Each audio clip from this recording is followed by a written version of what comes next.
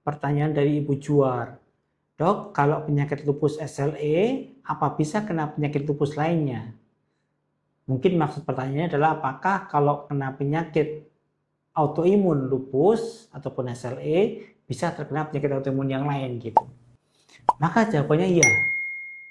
Dan kaidahnya dalam autoimun itu adalah kalau ada satu autoimun itu jarang yang tunggal. Biasanya dia akan mengajak autoimun yang lain gitu. Sehingga biasanya tidak cuma satu autoimun tapi ada banyak autoimun yang bersarang pada tubuh kita gitu ya. Maka perlu diwaspadai ya. Biasanya seperti misalnya SLE, maka lama-lama ada rheumatoid arthritis muncul, lama-lama ada Sjogren syndrome muncul, ada myositis muncul dan lain sebagainya. Sehingga sering kita kenal istilah yang disebut dengan overlapping syndrome. Overlapping syndrome itu adalah adanya dua atau lebih penyakit autoimun yang berbarengan dalam tubuh kita. Overlapping. Kadang dia bisa muncul bersamaan, kadang muncul satu dulu kemudian baru nyusul yang lain gitu.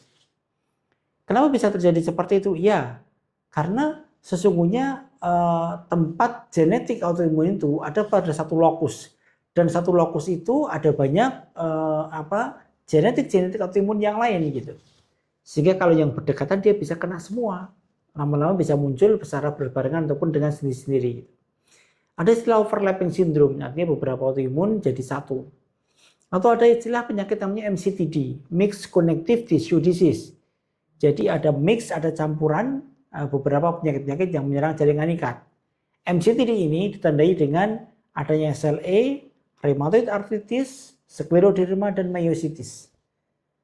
Kalau di anaprofile nanti akan kelihatan RNP-nya positif gitu. Maka ini menunjukkan kalau autoimun itu jarang yang tunggal gitu. Biasanya dia akan mengajak autoimun yang lain. Tetapi tidak perlu khawatir. Kalau ada autoimun yang lain apakah pasti ditambah obatnya? Belum tentu. Karena kan mekanisme dasar autoimun sama gitu.